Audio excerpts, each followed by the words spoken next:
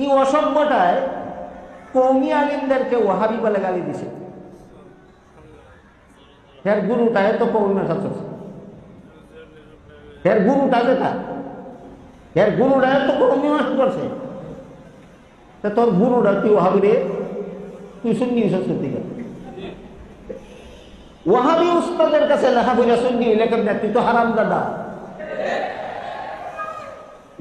বংশগত হারামজাদা না, এটা এলমি হারামজাদা। বংশগত হারামজাদা না, এলমি হারামজাদা। পড়ছে কওমি উস্তাদের কাছে আর কওমি আলিম ওয়াহাবি। ওয়াহাবি কেন বলে, কে বলে, কাকে বলে, ইনশাআল্লাহ আজকে আমি বলবো। আপাতত শুধু একটুকু মনে রাখেন, হ্যাঁ কয় কওমি আলিমরা ওয়াহাবি কইয়া হে গালি দিছে, অথচ হের গুরুটা কওমি শুনছে। এবার গুরুটার কথা শুনুন, এর গুরুটা কত বড় সভ্য, এর গুরুটা কিভাবে ভাইরাল হয়েছিল, এর ইতিহাস। 2017 সালের 25শে মে, এই তারিখটা ভুলে যাবেন না বাংলাদেশের কোনো মুসলমান।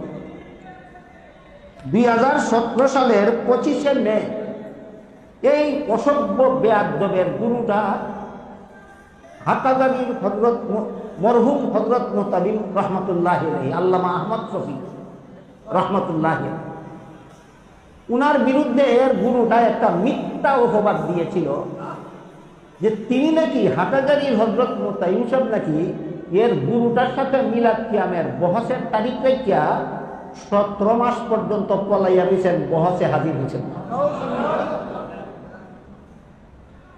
আমি বলবো, আপনারা আমিন বলবেন। সত্যই যদি হাটাজারির মুতাবিম সাহেব তোর সাথে মিলাদ কিয়ামের বহসের তারিখ দিয়ে যদি 17 মাস পলাইয়া থেকে থাকেন, ইনি দুনিয়ার থেকে বিদায় হয়ে গেছেন, ওনার ব্যাপারে আমি কিছু বলবো না। যদি ইনি সত্যি এই কাজ করে থাকেন, আমার উপর যেন আল্লাহর গজব পড়ে। আর যদি তুই উনার বিরুদ্ধে মিথ্যা তহমত দিয়া থাকস, তাহলে তোর 14 গোষ্ঠীর উপর যেন আল্লাহ লানত করে। এই মিথ্যা অপবাদ সে হাটাজারির মুতাবিমের বিরুদ্ধে দিছে এই অসভ্য বেয়াদবের গুরুটায়, অসভ্য বেয়াদবের গুরুটায় হাটাজারি মুতাবিমের বিরুদ্ধে এই মিথ্যা জঘন্যতম অপবাদ দিয়েছে। গুরুটার নাম আমার মুখে কইলে আমার মুখটা না ফাঁকুল, এই অসভ্যটার নাম কইল আমার মুখ না ফাঁকুল, গুরুটার নাম কইল আমার মুখটা না ফাঁকুল।